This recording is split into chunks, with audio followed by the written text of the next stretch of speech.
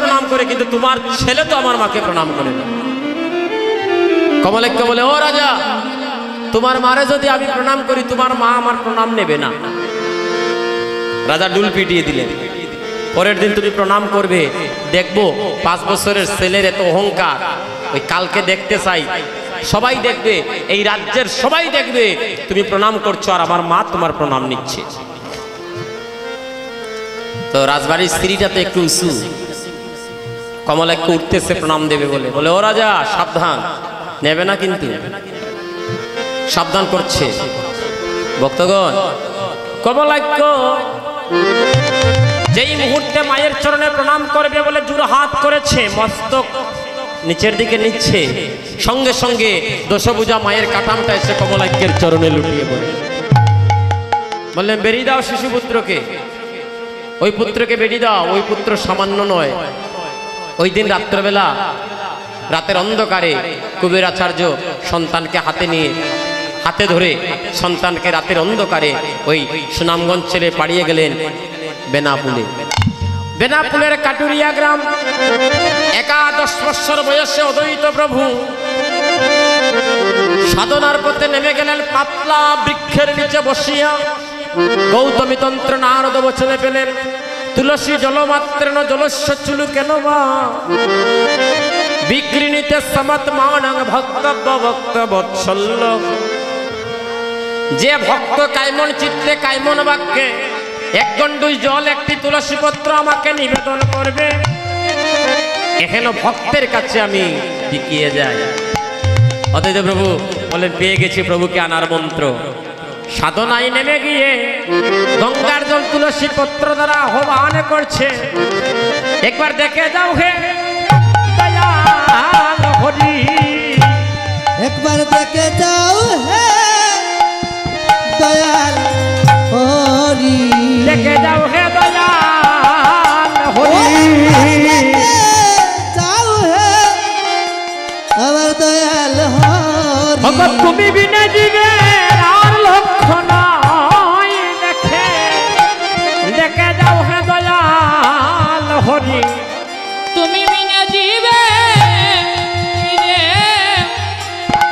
দেখে যাও হে দয়াল হরি। ভক্তগণ, সাধনা চলতেছে, এমন সময় এক মধুর ধ্বনি শুনতে পেলেন। মধুর ধ্বনি, কলিযুগে এখনো সেই ধ্বনি অদ্বৈত প্রভুর কানে যায় নাই। মধুর নাম, একজনও নামটা নেয় না, একমাত্র অদ্বৈত ব্যতীত আর কেউ নাই।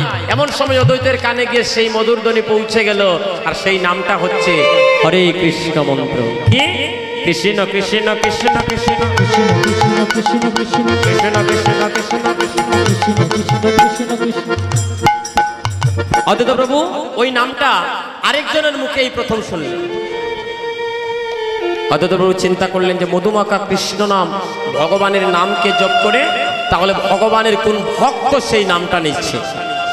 দৌড় দিয়ে গিয়ে পাশ দিয়ে নদী বয়ে যাচ্ছে, নদীর পাশে গিয়ে দেখলেন মৃতপ্রায় এক ব্যক্তি একবার ডুবতেছে আর একবার ভাসতেছে, একবার ডুবতেছে আর একবার ভাসতেছে।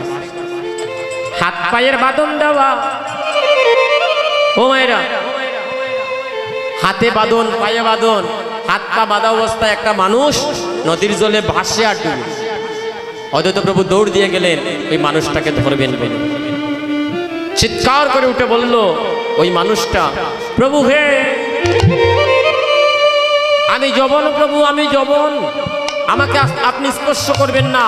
আপনি যদি আমাকে স্পর্শ করেন, আপনাকে দেখে মনে হচ্ছে আপনি বৈষ্ণব, আপনার বৈষ্ণবত্ব নষ্ট হয়ে যাবে। অদ্বৈত বললেন, ও হে ভক্ত, যার মুখে হরি কথা, যার মুখে কৃষ্ণ কথা, তাকে স্পর্শ করলে আমার বৈষ্ণবত্ব আরো বেড়ে যাবে। সঙ্গে সঙ্গে কুলে করে নিয়ে এসে সাধনাস্থলে বসিয়ে বললেন, এবার হাত পায়ের বাঁধন খুলে দিয়ে বলেন, এবার বলুন কি হয়েছে, আপনি আমার কাছে বলুন। বলে, প্রভু হে,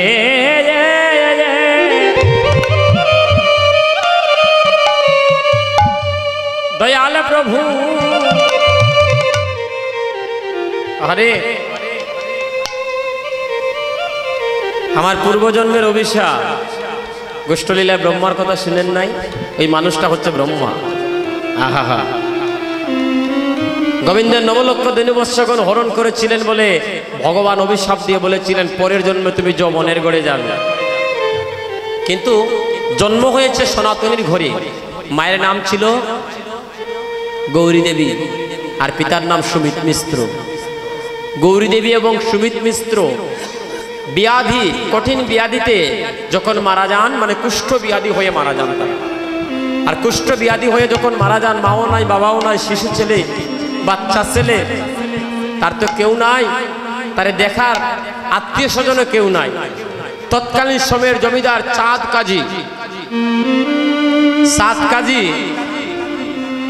ওই শিশুপুত্রকে বলল, তার যখন কেউ নাই, আমি তাকে পালক পুত্র করে নিয়ে গেলাম, আজ থেকে নাম রাখলাম তার হারেশালী। এই তো যমনের ঘরে চলে গেল ভক্তগণ, নাম তার হলো হারেশালী। বাচ্চা ছেলে তো, একটু বড় হওয়ার পরে আপন মা মরিয়া গেলে, আপন মা মরিয়া গেলে পর কি পরের বেদন জানে। এই জগতে যদি কোনো সন্তানের বাবা মারা যায়,